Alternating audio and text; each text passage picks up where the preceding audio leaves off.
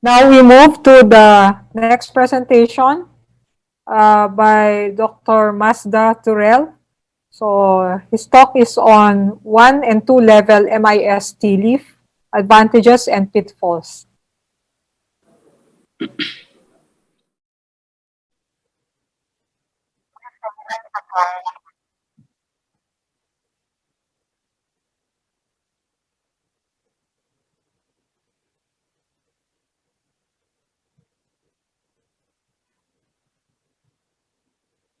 So, good afternoon.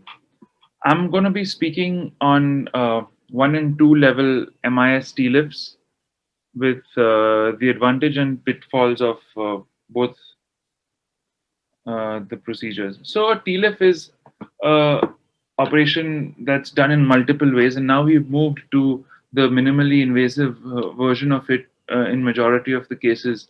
And one of the ways to do it minimally invasive is to use an expandable tubular retractor, and that's the way how I do it, where we make two paramedian incisions, but about 3 centimeters each on either side, and do the entire operation through that as if you were doing it in an open fashion.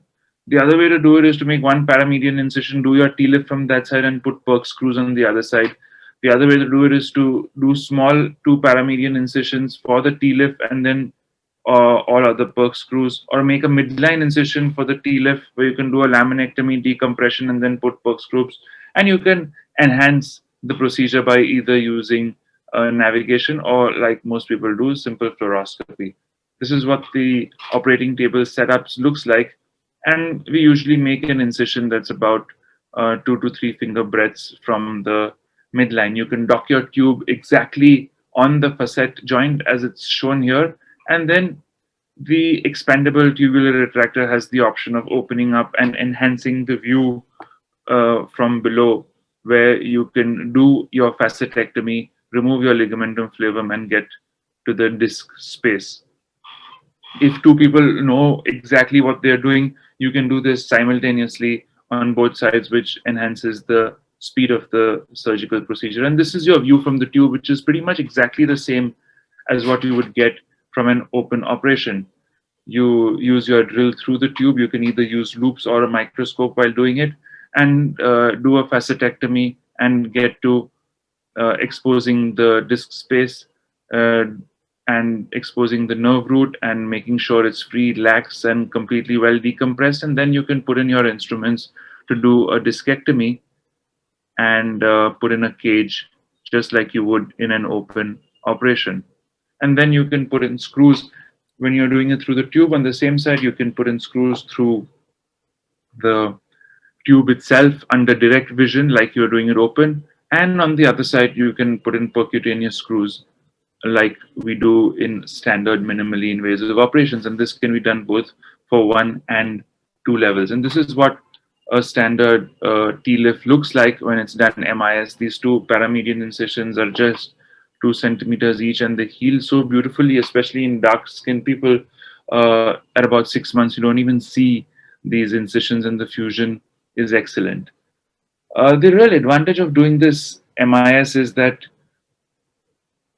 blood loss is significantly less. There's really fast mobilization. People are out of bed the same day or the next day. The rate of infection is less, and the outcomes are just as good as compared to the open operation in the long term. So, this whole concept of enhanced recovery after spine surgery is really enhanced by doing a minimally invasive operation. And you can see even a grade close to 2 listhesis is reduced very well. And this is a grade 3 listhesis where you've seen the body slip completely on top of the other, almost a grade 4 listhesis. And we've reduced this exactly minimally invasive using the tubular refractor with excellent results in multiple places. And that was about the 1 level procedure. And we can do this exact same procedure for 2 levels as well, pretty much in the same way that we do it for 1 level.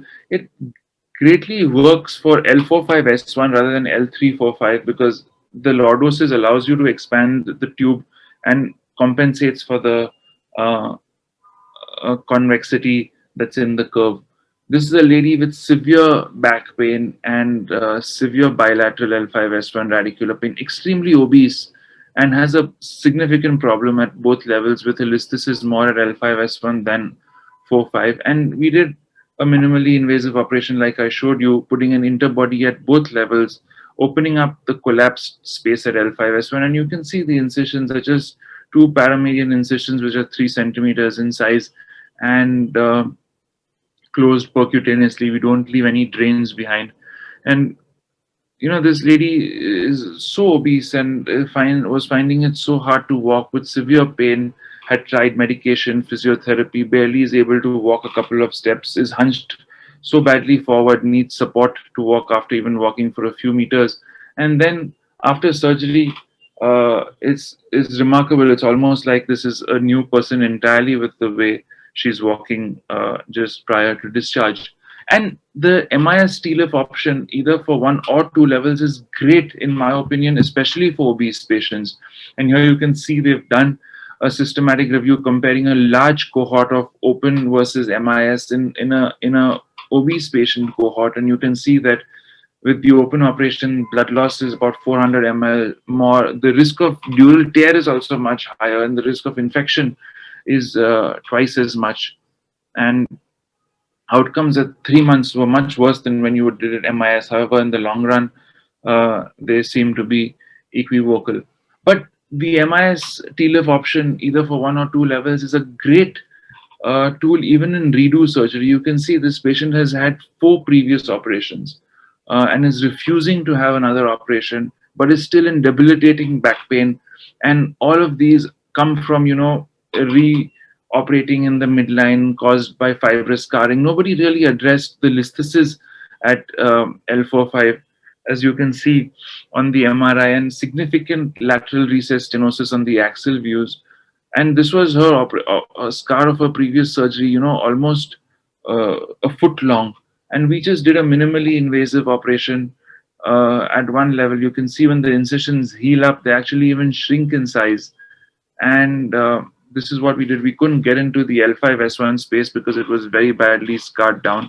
But she made a complete recovery at 1 year, zero pain in the back and in the leg, and was finally grateful that she had the operation done. This is what an MIS setup looks like. It's very important that you look for osteoporosis. If there's severe osteoporosis, you correct it initially if the operation is not very emergent with teriparatide or Prolia, and then do the operation a couple of months later. You have to make sure that patients have stopped smoking before surgery. You have to look for previous scarring and the depth of your blade. In extremely obese patients, we have blades only till about 9 centimeters, and sometimes if you need more than that, you might have to use the lateral, the D-lift retractors for doing a T-lift.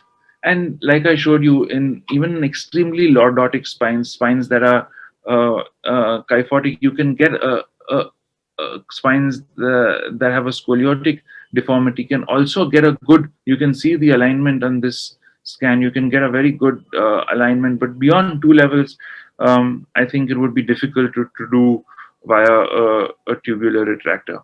And the great advantage of doing it, in a mini open kind of fashion, is that it improves fusion rates as well, because you can do uh, an, a lateral posterolateral fusion, and you can do an indirect decompression by jacking up the disc height, and now you have expandable cages where through a narrow space you can expand the cage by 5 millimeters beyond its original size. So you're doing an indirect decompression as well, and you can actually do an anterior column support without any kind of anterior exposure. However, an operation is never free of its complications, and you can have hardwire breakages. If they remain inside the bone, you can leave them and nothing really happens. But if you've gone through the canal, or the cage has backed out, or the screws eventually back out, or the rod doesn't, you've missed placing the rod through the um, screw head, then those complications can lead to disaster. And you have to be extremely meticulous in in what you plan. And I want to show a couple of pitfalls of uh, doing it this way. This is a guy who had severe back and leg pain and wasn't getting better with any kind of conservative medication and injections. You can see he has significant disc degeneration at two levels with a listhesis and almost slightly collapsed L5. So we did a standard two-level T-lift, but what I really missed is on the post-op X-ray when I did an AP view, I found this screw slightly medial, and you can tell. You have to be very astute in determining if a screw is medial. If you put two screws of the same length on exactly a true lateral, and if one screw is shorter than the other, as you can see at L5 over here, then obviously this screw is too medial. But somehow we didn't change it at surgery, and he woke up fine without any complication or any neurological deficit. It's very important to be able to do this homework preoperatively. But I got a CT scan done for this guy, and it showed that this L5 screw was inside, was had breached the canal. But since he did not have any pain, and now he's close to 4 years post-op, and he's doing very well, completely free of pain. So we haven't revised that screw. This is another lady who had a three-level laminectomy done 6 years ago and was completely pain-free till 1 year ago when she started having severe pain. Nothing conservative worked. You can see there's a mobile listhesis at 4.5, but since she had already a laminectomy done at 5.1, we decided to do a two-level T-lift for her. And you can see that the central canal is extremely well decompressed, but it's the lateral recess that is a problem. And we did a perfect operation with a two-level decompression and fusion. And this is what she was, how she walked before surgery with a very significant uh, limp in her leg and significant pain. But after discharge, she was walking very comfortably and completely free of pain within discharge within 3 days of uh, surgery. And unfortunately, she came back 2 weeks later with pain in the leg, and we got an image done that showed a subfacial abscess, and we had to drain it out. Following which, she required about 6 weeks of antibiotics, and then she was better. So while we say that MIS has reduced complications, it's not free of complications, especially infection. We say that there's very little chance of infection. It's definitely less, but you have to still be cognizant of the fact that infection does exist as a significant possibility, especially in redo cases. And this is the last case of a 70-year-old guy with severe back and leg pain again. And you can see that he's got fluid in his facets, sign of instability if it's more than 5 millimeters. And you can see that the whole lateral recess is really completely. And I felt that to be able to decompress this, I required to remove the facet joint. And even though the listhesis is very, very subtle, because I required to remove the facet joint, I just fused him unilaterally. I fused him in a unilateral fashion, only on one side, and he was absolutely all right. Went home, but 2 weeks later, he complained of severe back pain and leg pain, and you can see that the cage had backed out. It's never happened in several hundred TLIF cases. This is the first time this has happened to me. So we took him back to the operation theater and pushed the cage back inside, and we fused him on the other side as well to make sure that it gets reinforced. We removed the cage, put a larger size cage, compressed it, all of that stuff, and he was absolutely okay for 2 weeks. And 2 weeks later, again, the cage backed out, and there was nothing really I could understand as to why this was happening. So we took him back and just removed the cage, and now we have a 6-month follow up on him, and he's completely pain free. But it can be disastrous for a patient to have 2 and 3 operations for a problem that should be easily solved in one surgery. So we may encounter many defeats with something new that we keep trying, but it's important to remember that we must not be defeated. So both 1 and 2 level MIS TLIFs are robust procedures. Data for 1 level can be extrapolated to 2 levels. But however, we need to be mindful of these complications. We are getting long-term follow-ups which are comparable to the open cohort. And while correction of sagittal alignment may be good for 1 or 2 levels, for longer levels, it may be a limitation. Thank you very much for your time. Okay, thank you.